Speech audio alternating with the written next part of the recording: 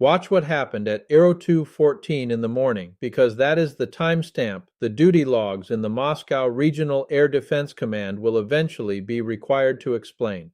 Not because something dramatic occurred at exactly that moment. Something dramatic had been occurring continuously for the preceding hour. What happened at 02:14 was that the senior officer responsible for Capital Region defense made the decision to elevate the operational posture across the entire metropolitan zone to a category that the standing orders had specified for use only under conditions the staff had not seriously expected to encounter on Russian soil during this war. The civilian air traffic at the major airports was suspended. The mobile phone networks across the central districts began experiencing the kind of degradation that suggested deliberate signal interference around government facilities. The internal communications between the Regional Air Defense Command and the federal authorities transitioned to channels normally reserved for circumstances the public messaging would not be permitted to describe.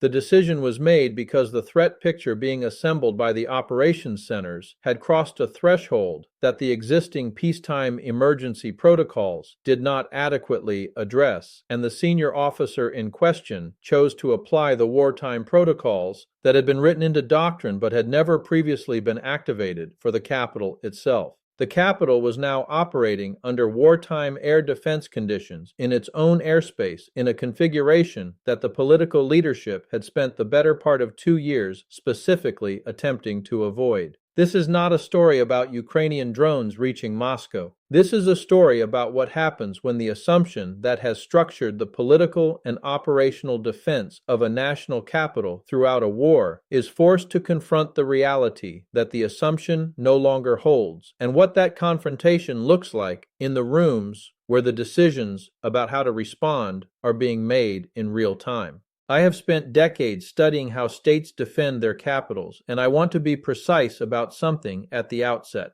Capital defense is not primarily a military problem. It is a political problem expressed through military means because the consequences of a capital coming under serious threat extend far beyond the physical damage that any specific strike can produce. A capital is the seat of governance, the location of the institutions that hold the state together, and the symbolic center whose perceived security underwrites the population's broader confidence in the conduct of the war. When the air defense of a capital fails visibly, the consequences propagate through the political system in ways that the military planners responsible for the defense are not always positioned to manage, and the responses available to the political leadership become constrained in ways that the standard playbooks for managing setbacks were not designed to address. What unfolded over the Moscow region during that night is a case study in that kind of constraint developing in real time, and by the time this analysis is finished, you will understand why the night mattered far more than any individual strike, why the emergency posture itself created consequences that the strike volume alone would not have produced, and why the most dangerous condition for any defended capital is not absorbing a successful attack. It is being forced to publicly demonstrate that the defenses cannot reliably prevent attacks at the scale an opponent has shown the capacity to generate. Let me be direct about the original miscalculation, because it was made over an extended period and involved both military and political dimensions that interacted in ways neither side of the calculation fully accounted for. The military side of the assumption was that the air defense investments concentrated around the capital region would provide sufficient protection against the threat profiles likely to emerge during the war. The political side of the assumption was that the war would not extend operationally to involve sustained attacks on the capital itself, both because of the protection the air defenses provided and because of the deterrent value of the responses such attacks might trigger. Each side of the assumption reinforced the other. The military planners did not need to plan for the most demanding scenarios because the political dimensions appeared to make those scenarios unlikely. The political leadership did not need to consider the most demanding scenarios because the military preparations appeared to make them unlikely to succeed even if they were attempted. The combined effect was a defensive posture that had been optimized for an envelope of threat that the actual war had been gradually moving beyond in ways that neither the military nor the political side of the assumption had been forced to fully confront until the events of that specific night required them to. Here is what the Ukrainian operational planning had been building toward over the preceding months, and this is where the analysis begins to matter. The Ukrainian deep strike program had not been simply expanding in volume or range. It had been developing in a direction specifically calibrated to produce political effects through military means, and the targeting decisions during recent weeks had been demonstrating a level of strategic thinking that distinguished the program from earlier phases that had been more tactically focused. The drone production had reached scales that allowed sustained sortie generation rather than periodic strikes. The launch architecture had been distributed in ways that complicated Russian early warning. The flight profiles had been varied to require Russian air defenses to manage multiple threat axes simultaneously. And the targeting selection had begun to emphasize objectives whose damage produced visible political consequences in addition to operational ones. The program had transitioned, in functional terms, from a campaign of attrition against Russian military infrastructure to a campaign that included deliberate pressure on the political confidence underwriting Russian war policy, and the night in question was the visible expression of that transition reaching the threshold at which it began to produce the consequences it had been designed to produce. This is a principle that every serious student of modern strategic operations must internalize. A capital defense system derives its effectiveness from two things working together: capability and credibility. Remove either, and the system no longer performs the political function it was designed to perform. A capability sufficient to physically intercept some level of threat is not sufficient if the credibility that it can reliably intercept the actual threat envelope an opponent can generate has been compromised. The population does not need to see every successful intercept to retain confidence in the system. It needs to retain the working assumption that the system can prevent serious damage from reaching consequential targets. Once that assumption is publicly disproven, the operational interceptions that continue to occur do not restore it, because the assumption was never primarily about technical performance. It was about the credibility that the technical performance generated, and credibility is asymmetric. It is harder to rebuild than to destroy. The Russian capital defenses on the night in question retained substantial technical capability. The interceptors still functioned. The radars still operated. The crews still performed at the level their training had prepared them for. What the defenses lost during the night was not the capability. It was the credibility, and the loss of credibility produced political consequences that the surviving capability could not address. But this is only the beginning of what made the night structurally different from earlier operations against the capital region. Because the Ukrainian planning had not simply been about generating volume sufficient to penetrate, it had been about generating volume sufficient to force the Russian system into the visible activation of emergency protocols that the political messaging had been built around avoiding.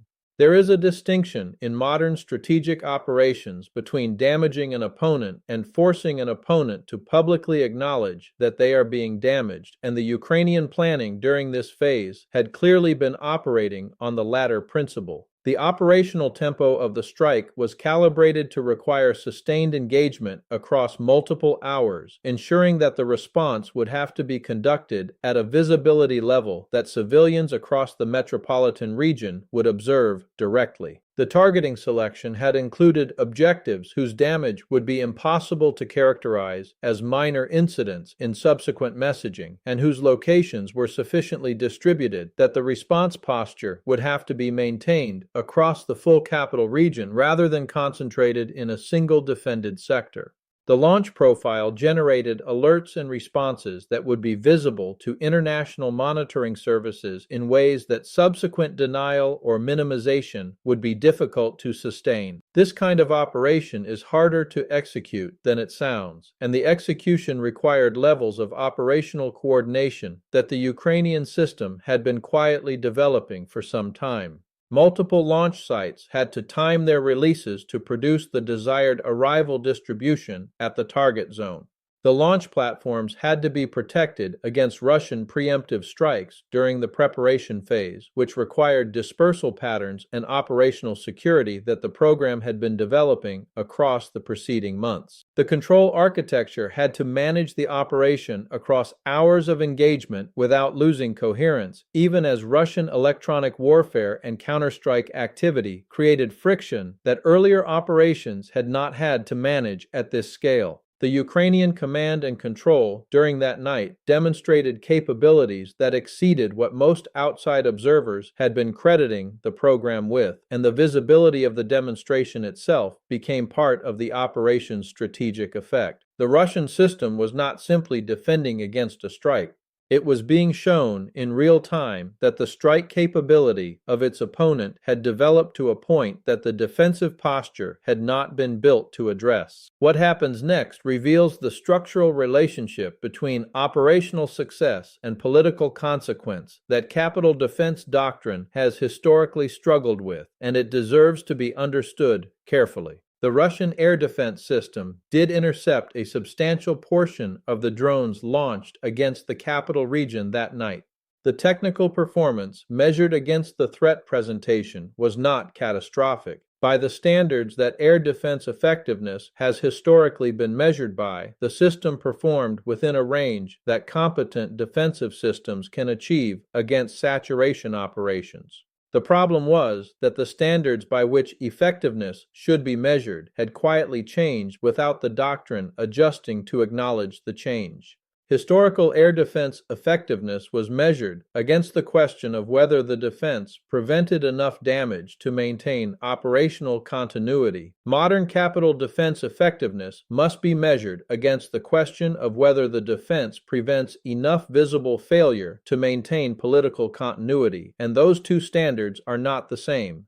The Russian system met the first standard. It did not meet the second. The damage that reached the targets was sufficient to be observable, to be photographed, to be discussed on international networks before Russian information management could shape the narrative, and to require the kind of emergency protocols whose visible activation produced its own propagation through the political and economic systems. And it gets worse from here, because the emergency posture itself, once activated, generated consequences that compounded the original damage in ways that the planners who had written the emergency protocols had not fully anticipated. The civilian air traffic suspension at the major airports affected international flights, whose disruption would be reported globally regardless of the Russian information management apparatus's preferences. The mobile phone interference around government facilities was detected by services that monitor such activity, and the patterns of interference revealed information about the locations of facilities that the secrecy around those locations had been intended to protect. The communications transitions to wartime channels were observable through signals intelligence in ways that allowed external services to draw conclusions about Russian internal decision-making under stress that earlier operations had not provided as clearly.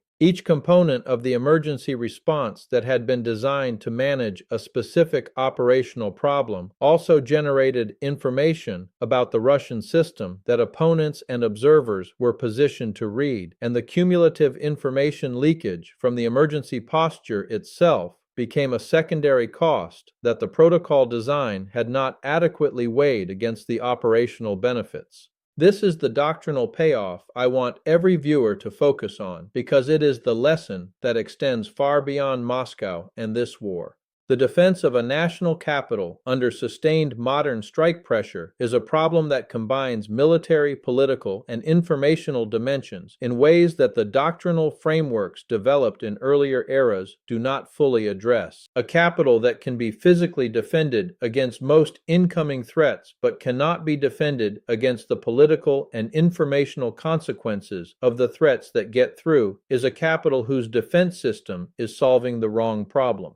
The strategic effect that a competent opponent can generate through sustained strikes against a capital region is not measured primarily by the physical damage produced. It is measured by the political constraints those strikes impose on the leadership responsible for the capital, the operational adjustments they force in response, the resources they divert from other priorities, and the credibility losses they produce that propagate through every other element of the state's claim to control over events. The Russian leadership, on the morning after that night, was operating under constraints that had not existed 24 hours earlier, and the constraints had not been imposed by the physical damage. They had been imposed by the political and informational consequences of a defense system being forced to demonstrate publicly that the assumptions on which it had been built were no longer adequate to the threat it was facing. The damage assessments are being compiled. The repair work is underway. The official statements have characterized the night in language calibrated to minimize the political consequences while acknowledging the facts that cannot be denied. The interceptor inventories are being inventoried, the maintenance cycles are being reviewed, the procurement requests for replacement systems are being expedited through channels that normally move more slowly. But the questions raised by that night extend far beyond the immediate response measures, and they extend beyond this war. How many other national capitals in how many other states are currently being defended under assumptions about threat envelopes that have not been seriously tested against the kind of sustained drone operations that the Ukrainian program has now demonstrated can be generated by a country with far less resource depth than the major powers? How many political leaderships are still calculating the security of their capitals on the basis of the technical performance of their air defense systems, rather than on the basis of the political and informational consequences that those systems would have to manage if they were ever forced into the kind of public emergency posture that Russia was forced into that night? And how quickly can the lessons of those hours over Moscow be absorbed by the institutions and governments that will face similar conditions in the conflicts ahead before they discover the way the senior officer at Aero 214 discovered when he made the decision to elevate to wartime protocols that the framework they had built their political confidence around had been designed for a war that the world they were actually living in had quietly stopped resembling some time ago.